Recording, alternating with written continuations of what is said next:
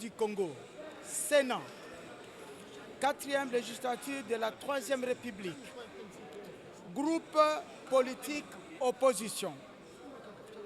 Déclaration politique des honorables sénateurs du groupe politique opposition. Nous, sénateurs membres du groupe politique opposition au Sénat de la République démocratique du Congo, prenons à témoin les peuples congolais et la communauté tant nationale qu'internationale face à l'aggravation de la situation politique, sécuritaire, institutionnelle qui traverse notre pays. Considérant que la sécurité des populations, la restauration de l'intégrité territoriale nationale et la défense de la souveraineté nationale devraient constituer les priorités absolues de toutes les institutions de la République. Considérant que de vastes portions du territoire national, dans la partie est du pays, demeurent sous l'occupation de l'armée rwandaise et la rébellion AFC M23.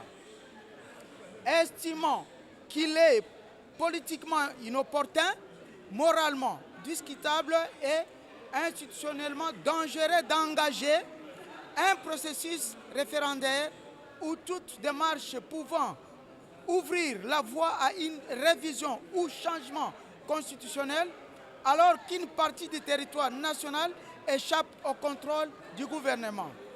Nous, opposition au Sénat, déclarons ce qui suit. Rejetons l'adoption en cours par la majorité parlementaire du projet de la loi portant organisation du référendum ainsi que toute initiative susceptible de conduire directement ou indirectement à la remise en cause des dispositions intangibles des articles 218, 219 et 220 de notre chère Constitution.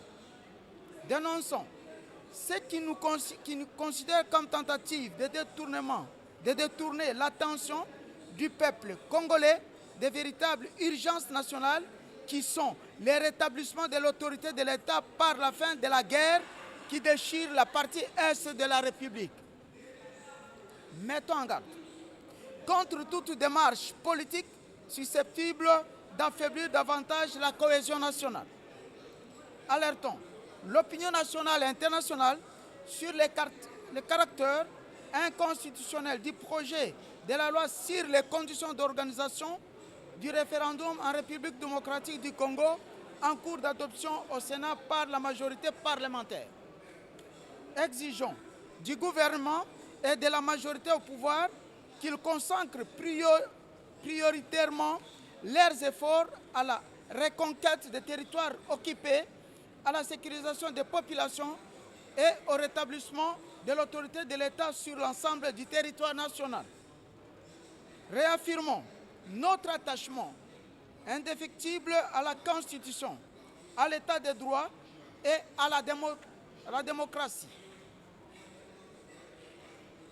Demandons au président de la République, chef de l'État, gérant de la nation et de la Constitution, de prendre en compte la démarche du dialogue national et inclusif dans les pourparlers qui doivent regrouper la classe politique congolaise. En signe de solidarité avec nos populations de l'Est, victimes de la guerre injuste, de nos collègues de l'opposition de l'Assemblée nationale, nous suspendons notre participation aux travaux du Sénat sur le projet de la loi référendaire en cours d'examen.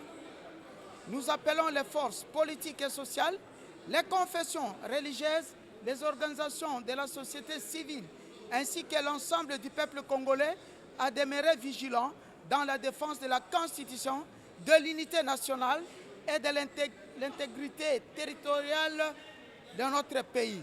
Merci.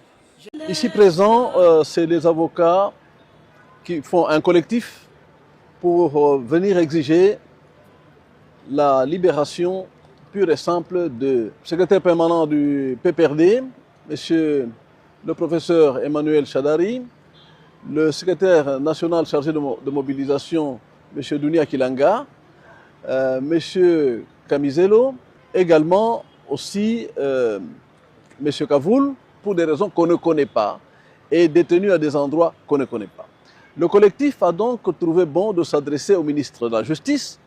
On l'a donc saisi officiellement pour que d'abord on libère toutes ces personnes qu'on a arrêtées irrégulièrement et qu'on les libère sans condition, parce qu'il ne s'agit même pas, au sens du droit d'arrestation, il s'agit d'enlèvement.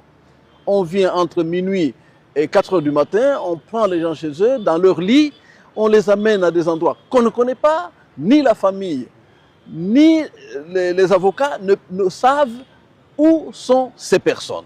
Alors nous demandons au ministre de la Justice de s'impliquer pour que nos clients soient mis en liberté et que le ministre de la Justice s'implique davantage, qu'on dénonce, qu'on ferme ces endroits de détention illicites, qu'on ne puisse pas continuer un système dans lequel on ne sait pas qui a été pris par qui, il est où, il va être, quelle est sa situation, quelle est sa santé. La santé de nos clients, on ne connaît pas, les médicaments, l'accès aux médecins, qu'est-ce qu'ils mangent.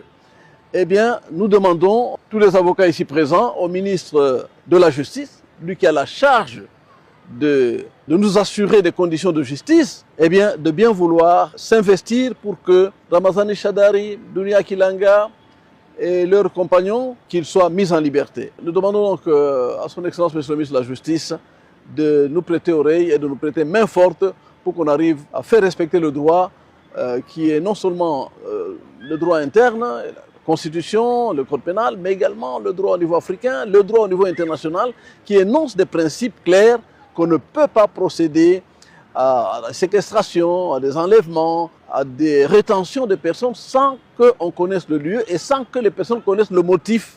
Et ensuite, il faut que la famille accède à les voir, il faut que la famille ait la possibilité de leur rendre visite, de répondre à leurs besoins et que les avocats soient à même d'aller aussi les rencontrer pour assurer leur défense. Voilà pourquoi le collectif des avocats du PPRD est devant vous.